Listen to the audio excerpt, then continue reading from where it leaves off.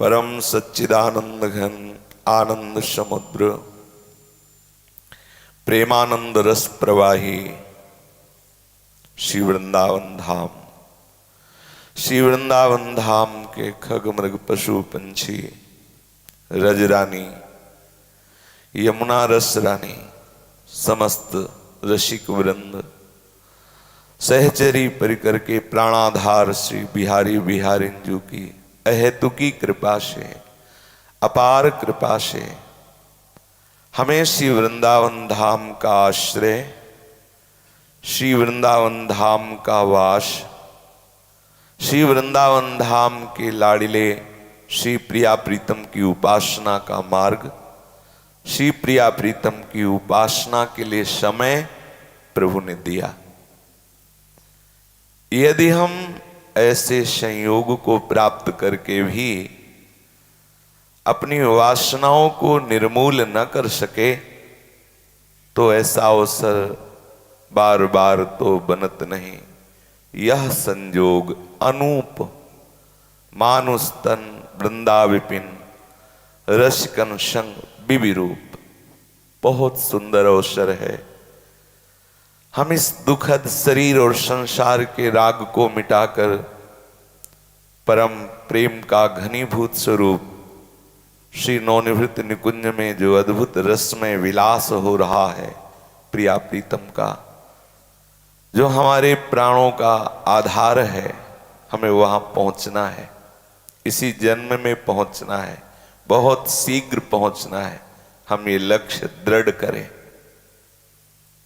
सबसे पहले उपासक में जो कच्चाई रह जाती है उसका कारण है उसका लक्ष्य दृढ़ ना होना। यदि हमारा लक्ष्य है श्री प्रिया प्रीतम की प्रेम रस प्राप्ति तो फिर हम इधर उधर ताकें क्यों, इधर उधर कदम बढ़ाएं क्यों? क्योंकि हमारा लक्ष्य तो प्रिया प्रीतम है। तो यदि हम कहीं विषय घाटी में विश्राम कर रहे हैं या रमणीय आकर्षण जनित शब्द स्पर्श रूप रस गंध की वाटिकाओं में मनोरंजन कर रहे हैं तो हमारा लक्ष्य भी दृढ़ नहीं हुआ। लक्ष्य दृढ़ ना होने से बहुत समय नहीं बहुत जन्म व्यतीत होने लगते हैं और हमें प्रिया प्रीतम के रस की तरफ बढ़ने का उत्साह नहीं मिल पाता। इसलिए हम जीवन में ये सावधानी रखें कि हर चेष्टा में हम लक्ष्य को सामने रखें। हम बोल रहे हैं किसके लिए? हम जो भी क्रिया कर रहे हैं चाहे वो अंतर्मुखी हो या वो बहिर्मुखी हो, हमारा लक्ष्य जो प्रिया प्रीतम की प्राप्ति है उसकी पूर्ति में ये साधक है या बाधक, ये निर्णय आपको करना होगा। आपकी प्रत्येक चेष्टा लक्ष्य से युक्त होनी चाहिए। अगर एक भी चेष्टा लक्ष्य से विपरीत हुई तो जैसे जल ऊपर जब चढ़ने को होता है और उसे कहीं एक छेद मिल जाए तो बहुत शीघ्रता से वो निकलने की चेष्टा करता है। ऐसे ही हम अधोगामी मन को, इंद्रियों को ऊर्ध्वगामी बनाना चाहते हैं तो जब मंत्र उपासना के द्वारा वो ऊर्ध्वगामी होने लगता है तो हमें आसपास के सब छेद बंद करने होंगे। अगर एक भी छेद खुला रहा और अपने इष्ट प्राप्ति के मार्ग से विमुख क्रिया बन गई तो उत्साह बैठ जाएगा। जो भगवत प्राप्ति का उत्साह है, जो आपकी लगन है, वो बैठ जाएगी और राग द्वेष का स्फुरण हो जाएगा। अधोगामी मन राग द्वेष का स्फुरण करके आपको प्रपंच में फंसा देगा। सबसे पहले आपका लक्ष्य दृढ़ होना चाहिए। आपका उद्देश्य हर पल आपके सामने होना चाहिए। जहां तक बने आवश्यकता के अनुसार ही वस्तुओं का सेवन करें, अन्यथा उनका स्वरूपतः भी त्याग कर दें, क्योंकि हमारा लक्ष्य प्रिया प्रीतम के प्रेम रस की प्राप्ति है। अगर हम स्वरूपतः भोग विलास में लगे रहेंगे तो हमारे मन में भगवत प्राप्ति की कामना ही नहीं जागृत होगी। उचित प्राण धारण करने के लिए शास्त्र सम्मत उपासना की परिपक्वता के लिए हम उन विषयों का सेवन करें जो हमारे लक्ष्य को पुष्ट करने वाले हैं, ना कि नष्ट करने वाले। खास बात ध्यान रखनी है कि उपासना में उपासक कभी अभिमान न कर बैठे, कभी गर्व ना आने पावे कि मैं बहुत समय से ब्रह्मचर्य रह रहा हूं, बहुत समय से ये मंत्रानुष्ठान कर रहा हूं, जिससे हमारा साधन बहुत सुंदर चल रहा है, आदि आदि आदि। ये बहुत सूक्ष्म गर्व होता है। यदि हमारे हृदय में गर्व बना रहा तो हमारी जो ऊर्ध्वगामी मन की वृत्ति हो रही थी वो नीचे उतर आएगी। बहुत शीघ्र पतन होता है गर्व होने से, अभिमान होने से।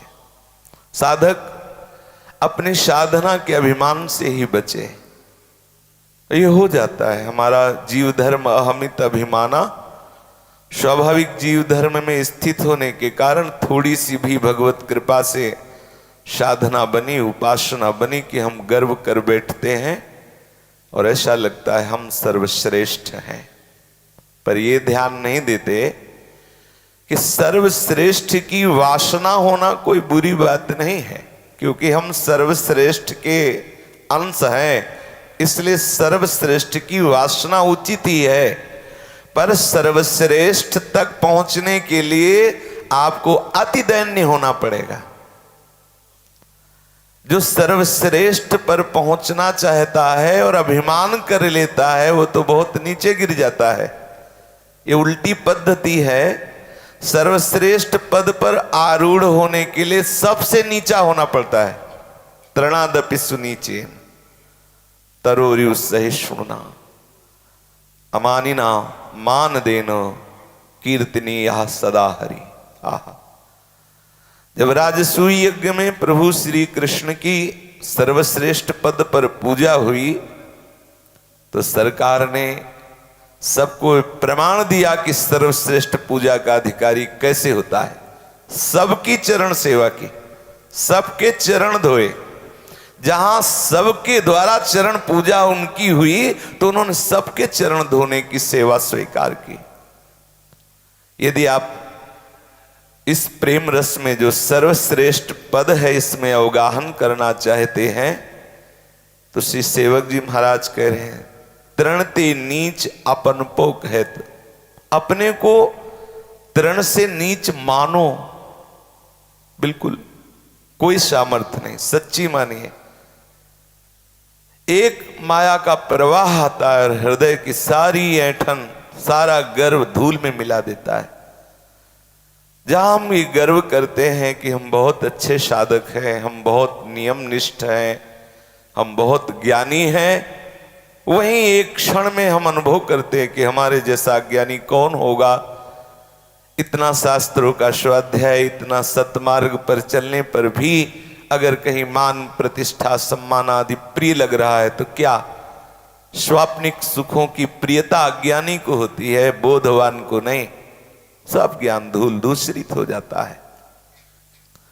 इसलिए साधक इस मार्ग में सावधान रहे, कहीं गर्व न कर ले, कहीं अभिमान न कर ले और कहीं भी अपने आराध्य देव के समान ममता न करे। यह सूक्ष्म विषय है। सब कोई प्यारे लगे पर प्रीतम के नाते प्यारे लगे। ध्यान रखना, प्रीतम के स्थान पर सिर्फ प्रीतम, दूसरा कोई नहीं। जैसे एक पतिव्रता पत्नी अपने देवर को भी अनुकूलता के शास्त्र संयम के अनुसार सुख पहुंचाती है, ननंद को भी, सासु को भी, ससुर को भी, ज्येष्ठ को भी। लेकिन इन सबका सेवा करने का भाव उसकी स्वयं की प्रियता नहीं है। वो पति के भाई हैं, वो पति की माँ है, वो पति के पिता है, इसलिए उनको सुख पहुंचा रहे कि पति से प्रसन्न होगा। पति के नाते, पति की प्रसन्नता के लिए, पति के समस्त संबंधियों को वो प्राणपन से सुख पहुंचाने में संलग्न है। कोई ये ना समझ ले कि उसका किसी से अपनापन है। ठीक ऐसा ही उपासक, ये चराचर जगत भगवान का स्वरूप है, भगवान का अंश है, भगवान के द्वारा रचित है। इसलिए उपासक सबको आदर करता है, सबका यथा योग्य वर्ताव सम्मान करता है, लेकिन प्रियता किसी से नहीं होती। प्रियता सिर्फ प्रीतम से होती है। प्रीतम के नाते से सब प्रियताओं का वो सेवन करता है। इस सूक्ष्म बात हृदय की प्रेम मार्ग का पथिक बैठा ले कि अपने आराध्य देव के स्थान पर त्रिभुवन में दूसरा कोई नहीं होना चाहिए। अपने हृदय की संपूर्ण ममता, संपूर्ण प्रियता केवल प्रीतम के चरणों में। प्रेम मूर्ति श्री जानकी जी को जब पता चला कि प्रीतम को 14 वर्ष का वनवास, तो जानकी जी प्रभु से निवेदन करती हैं कि हम आपकी ही चरण सेवा में रहेंगे। प्रभु ने भी कहा और अयोध्या के समस्त गुरुजनों ने भी जानकी जी को आदेश दिया, निवेदन किया कि आप चक्रवर्ती सम्राट महाराज के भवन में रहिए या ज्ञानी शिरोमणि विदेहराज जनक जी के भवन में रहिए। वनवास तो प्रभु को दिया गया है, आपको तो नहीं ना, आप सुखपूर्वक रहिए। आह, जानकी जी ने कहा, क्या छाया को शरीर से विलग किया जा सकता है? प्रभु वनवास और हम महलों का सेवन। अगर हम महलों का सेवन कर रही थी तो प्रीतम के लिए, प्रभु के लिए, जहां मेरे प्रीतम है वो करोड़ों महलों से भी ज्यादा सुख प्रदान करने वाला है। प्रीतम नहीं तो हमें नरक के समान कष्ट प्रदान करने वाला है। हे नाथ, मैं जहां जहां आपके चरण होंगे वही मैं होंगी, आपसे बिलग नहीं। ना तो जनकपुरी का प्रेम देखा गया जानकी जी के हृदय में, ना अयोध्या का वैभव का प्रेम देखा गया। अपने और प्रीतम के लिए ही वो सबसे प्यार कर रहे, एक बार भी पीछे मुड़कर किसी की तरफ नहीं देखी। प्रीतम के साथ नंगे पैर, प्रीतम श्री राम के साथ, ये प्यार। हम सब कुछ वर्ताव प्रेम का करें, लेकिन प्रेम केवल प्रीतम से प्रीतम के लिए, ये आंतरिक ध्यान देने योग्य बातें हैं। ये हम इसलिए वर्णन कर रहे हैं कि हम वृंदावन नित्य विहार रस की लीलाओं तक पहुंचने के लिए शरीर भाव से ऊपर उठे। श्री हिताचार्य चरण कह रहे हैं, थे थे बचन मिथुन मुख निसरत, सुनि सुनि देह दशा किन भूलो। जब तक देह दशा का, देह भाव का त्याग नहीं होता, तब तक लीला संबंधी हम गायन कर सकते हैं, लीला संबंधी बातें कर सकते हैं, लेकिन लीला में प्रवेश नहीं हो सकता। श्री जी की श्री अंग की सेवा का अधिकार प्राप्त नहीं हो सकता। कहीं भी हमारी ममता ना हो, संपूर्ण ममता एकमात्र आराध्य देव के चरणों में हो। सारे कार्य आराध्य देव की प्रसन्नता के लिए हो। पूरी सृष्टि में एक भी प्राणी से हमारा द्रोह ना हो, द्वेष ना हो, घृणा ना हो, नफरत ना हो। कितना बड़ा पद है, आप समझ लीजिए। पूरी सृष्टि में एक भी प्राणी से द्वेष नहीं, द्रोह नहीं, घृणा नहीं, नफरत नहीं। तभी आप देह भाव से ऊपर उठेंगे। यदि एक से भी द्वेष है तो फंस जाओगे, भावना ही नहीं बनेगी देह भाव से ऊपर उठने की। ये आध्यात्मिक मार्ग है, परमार्थ का मार्ग है। किसी एक प्राणी से, पूरे विश्व में किसी एक से द्रोह रहेगा, बात नहीं बनेगी। पूज्य श्री राधा बाबा जी महाराज जब भगवत मार्ग की ऊंचाई पर चढ़ रहे थे तो एक कमी नजर आती थी। अंग्रेजों के प्रति बाबा का अंदर से द्रोह भाव था, क्योंकि बड़ा अत्याचार सहन करना पड़ा बाबा को अपनी यौवन अवस्था में अंग्रेजी शासक के द्वारा। तो उनके प्रति बड़ा नफरत का भाव था, घृणा का भाव था। अब ये कैसे दूर हो? तो बाबा ने देखा कि गंगा के घाट में विचरण करने के लिए ये विदेशी लोग आते थे, तो बाबा बैठ जाते और भगवान की ऐसी प्रेरणा और खुला हुआ एकदम मुंडन किया हुआ सर, तो कोई कोई आता वैसे मारता। तो ये कहते, हे गोरे ठाकुर, आप मेरे हृदय के द्रोह को नष्ट कर दो। हर एक विदेशी को प्रणाम करते। अंदर से जब देखा कि बिल्कुल इनके प्रति अब द्रोह नहीं रह गया है, ये प्रेम की भूमिका पर पहुंचने के लिए अत्यंत आवश्यक, अत्यंत। हरिवंश नाम लीन जे अजात शत्रु ते सदा। फिर बाबा ने देखा किसी के प्रति घृणा तो नहीं रह गई, द्रोह और घृणा। तो कुष्ठियों के बीच में जाके बैठे, जिनके मक्खियां भिनभिना रही और पीप का स्राव हो रहा है, कोई उनके समीप खड़े होने की भी इच्छा नहीं करता, दुर्गंध आ रही, वहां बाबा बैठ जाते। कई घंटे वहां बैठते। कोई भिखारी समझ कर ऐसे पैसे देता, पैसे तो वहीं छोड़ देते और अंतःकरण की स्थिति को देखते, घृणा तो नहीं इनसे। भगवत प्रेम राज्य में प्रवेश पाने वाले उपासक के हृदय में कहीं भी किसी से भी घृणा नहीं होनी चाहिए, किसी से भी नफरत नहीं होनी चाहिए। तभी हमारा धीरे धीरे देह भाव गलित होता है। जब तक हमारा जगत का स्मरण बना रहेगा, देह का स्मरण बना रहेगा, तब तक हमारा भगवत राज्य में प्रवेश नहीं होगा। जो लोग ऐसा कहते हैं कि और कार्य करते रहो, घंटे 2 घंटे भजन कर लो, ये साधारण बातें हैं। प्रेम देश में प्रवेश पाने के लिए ये सूत्र नहीं है। ये सूत्र हैं जो साधारण भागवत धर्म का पालन करना चाहते हैं, धर्मात्मा पुरुष हैं, अच्छा है, घंटे 2 घंटे भजन कर लिया, से संसारिक दिनचर्या की, खाया पिया, ऐसे सब। यहां हम उस प्रेम दशा की बात करते हैं जहां हम प्रिया प्रीतम के श्रीअंगों का श्रृंगार करने का अधिकार, श्री श्यामा श्याम की रसमयी लीलाओं में सम्मिलित होने का सम्मिलित होने का हमें वो कृपा प्रसाद मिले, जिससे हम एक लीला के अंग बने। इसके लिए निरंतर सुमिरन, घंटे 2 घंटे वाला भजन यहां बात नहीं है। यहां निरंतर अखंड स्मरण। क्यों नहीं होता अखंड स्मरण? जब तक सृष्टि में किसी भी प्राणी से हमारी महत्व बुद्धि है, ममता है या द्वेष है, तो बार बार उसका स्मरण आएगा, वही हमारे अखंड स्मृति में बाधक बनेगा।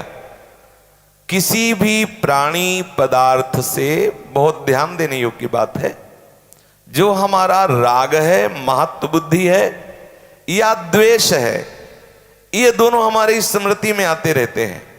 आराम से बैठ के एकांत में इस बात की जांच करें। हमारे हृदय में 2 प्रकार के चिंतन आते हैं। एक अनुकूल चिंतन होता है, एक प्रतिकूल चिंतन, एक रागात्मक चिंतन, एक द्वेषात्मक चिंतन। जो इन द्वंद्व से परे होता है वही निरंतर भजन कर पाता है। किसी से द्वेष, किसी से राग, ये हमारे भजन में बहुत हानिकारक है, इसे मिटाना ही होगा। संपूर्ण सृष्टि की सेवा का भाव रहे, लेकिन हमारे मानस पटल पे एक भी व्यक्ति नहीं होना चाहिए, एक भी व्यक्ति। कितनी बड़ी ऊंचाई की बात है। अरे वहां हमारापन ही खत्म हो गया है, व्यक्ति की तो बात क्या। ब्रह्म नहीं, माया नहीं, नहीं जीव नहीं काल, अपनी हो सुधि ना रही, एक रहे हो नंदलाल। ना काहू सो बोलबो ना कोई व्यवहार, अपनी कुंवर किशोरी को जीत निहार निहार। बिल्कुल एकदम खाली हृदय। आप देखो अपने लोगों का हृदय बाजार लगा हुआ है, बाजार। एक गया, 2 आए, 3 आए, पूरा चलता रहता है, प्रपंच भरा हुआ है। उपासना कर रहे हैं अपने लोग, थोड़ा विवेक की कैंची से काटिए, इतने कनेक्शन क्यों हैं, ये सब क्यों आ रही बिजली? रागात्मक, द्वेषात्मक प्रपंच भरा हुआ है। फिर हम शिकायत करते हैं हमारा भजन नहीं हो रहा। आपने फैला रखे हैं जाल, काट दीजिए। सबकी ममता ताक बटोरिए, समेटिए। जब तक पूरी सृष्टि में कहीं भी किसी भी प्राणी पदार्थ से राग या ममता होगी, तब तक आपका अखंड भजन नहीं हो सकता। बहुत सूक्ष्मता, ये प्रेम की भूमिका पर पहुंचने की बात हो रही है। अब जो हमारे हृदय में आ रहे हैं राग द्वेषात्मक वृत्तियां, हम उनको काटने के लिए क्या उपाय करें? बहुत सरल सहज उपाय है। मानसिक भगवत भाव करके प्रणाम कर लो, देख लेना खत्म होता चला जाएगा। मेरे प्रभु इस वस्तु, इस व्यक्ति, इस स्थान के रूप, ये जो आया प्रभु ही तो है ना, प्रणाम। आप देखते जाओ, हटता चला जाएगा, हटता चला जाएगा, भगवत भाव भरता चला जाएगा। और एक दिन आप देख पाएंगे कि केवल प्रभु रह गए, सब खाली हो गया। बहुत सरल उपाय है।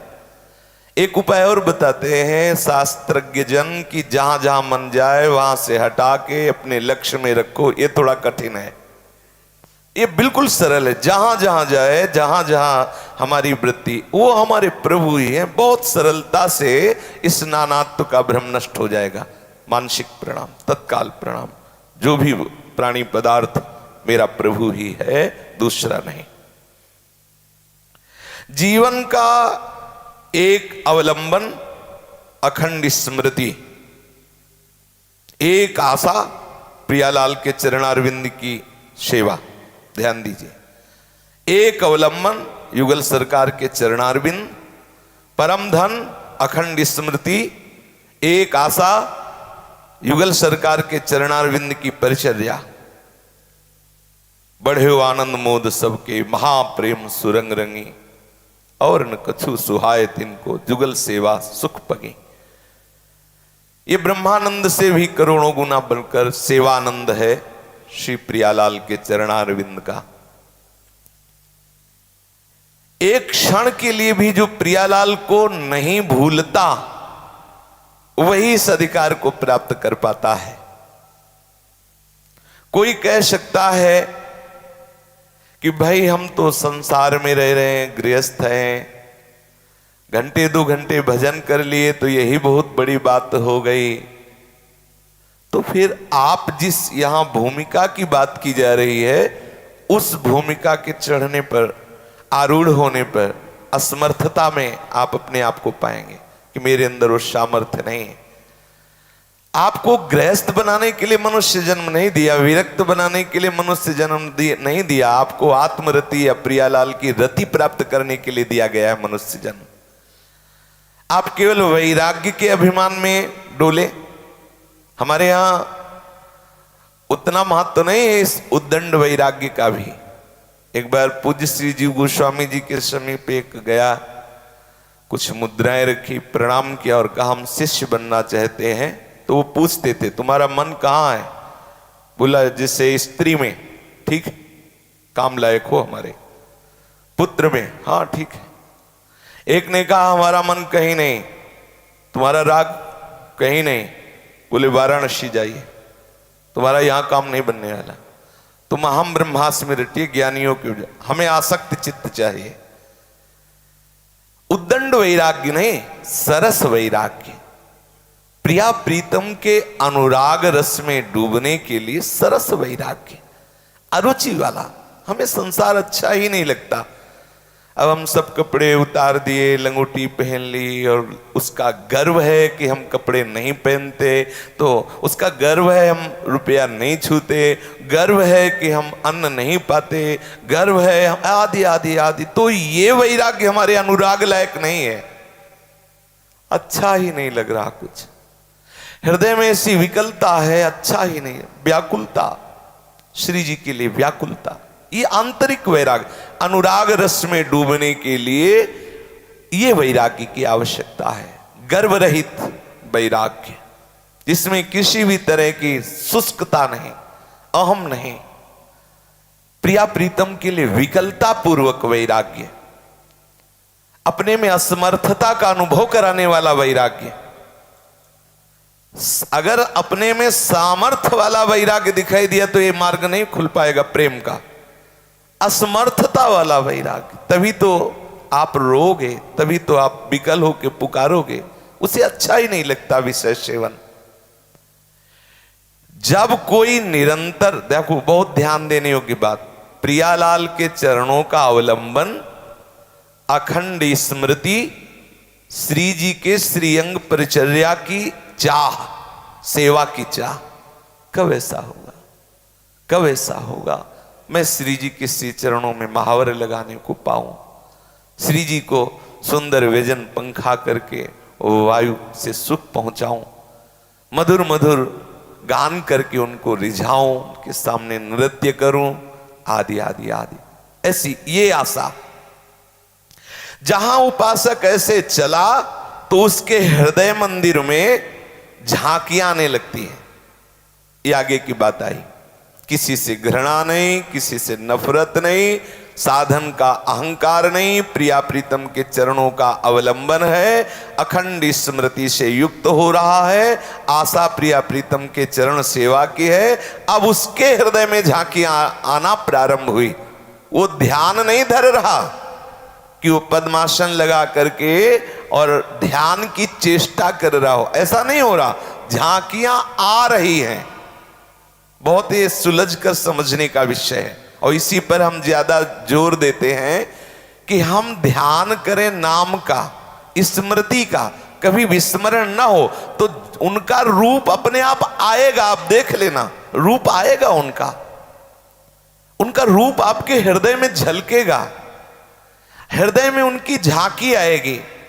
और जैसे ही उसके हृदय में प्रिया प्रीतम की मधुर झांकी आई, आहा, निकस कुंज ठाढ़े भये भुजा परस्पर अंश, श्री राधा वल्लभ मुख कमल निरख नयन हरिवंश। जहां उसके नेत्रों में झलका रूप बेली प्यारी बनी, सुप्रीतम प्रेम तमाल, दो मन मिली एक भय, श्री राधा वल्लभ लाल। दशा बदलने लगी। पिय मूर्ति नयनन बसे, तेहि रस रहे समाये, ये लक्षण सुनि प्रेम के, अब और न कछु सुहाय, और न कछु सुहाय, फिरे अपने मद मातो, कुटुंब देह ते जाए, छूट सब ही विधि नातो। जे भी रूप की झांकी झलकी हृदय में, अब असली वैराग्य आया, स्मृति ही नहीं रह गई। कुटुंब देह ते जाए, छूट सब ही विधि नातो। कुटुंब का अर्थात देह संबंधियों का और देह का विस्मरण, कितनी रसमयी स्थिति की तरफ उसका पदार्पण हो रहा है। देह संबंधी और देह का विस्मरण उसके प्राणाराध्य युगल सरकार हृदय में आए। जितने उपासक यहां बैठे हैं, यदि उपासना पद्धति से चल रहे होंगे तो जैसी उनकी हृदय की पवित्रता होगी उसके अनुसार वो इस बात का अनुभव कर रहे होंगे कि उनके आराध्य देव, अभी आप देख लीजिए आपके मानस पटल पर आपके आराध्य देव, आपकी जो आध्यात्मिक शक्ति है उसके अनुसार वो झलक रहे हैं। आपकी जैसी भूख है, जैसी प्रबल लालसा, उसके अनुसार झलक रहे हैं। आप देख लीजिए, ये अनुभव का विषय है। एक एक शब्द पर आप विचार करके देखना। और जिस दिन ये युगल सरकार हृदय में झलकने लगे, यात्रा और दूसरी हो गई। अब करने वाली यात्रा नहीं रही, अब होने वाली हो गई। अभी तक करने वाली रही, अब होने वाली हुई। अब वो जिस क्षण जैसा चाहते वैसा उससे करवा लेते। उसकी तो समस्त जो सुधि है वो उनके रूप में नक्सिख लो अंग अंग माधुरी। प्रिया प्रीतम के एक एक अंग माधुरी में वो उपासक डूबता है। अब यंत्र की भांति उसके शरीर से कार्य हो रहा है, कर नहीं रहा, यंत्रवत। अब आ गया ये अनन्य चेता सततम की स्थिति में। अब वो चाहे भी भूलना तो नहीं भूल सकता। कैसी रसमय स्थिति आ गई। वो चाहे भी कि मैं थोड़ी देर तो भुला दूं, तो वो चाहे भी तो नहीं भुला सकता। अंतर्दृष्टि में प्रभु झलकने लगते हैं। अंतर्दृष्टि में केवल प्रीतम रात दिन, वो चाहे जागृत में हो, चाहे स्वप्न में हो या सुसुप्ति में हो, अपने आराध्य देव में ही रहता है। जागृत स्वप्न सुसुप्ति स्फुरत में राधा पदाब्ज छटा।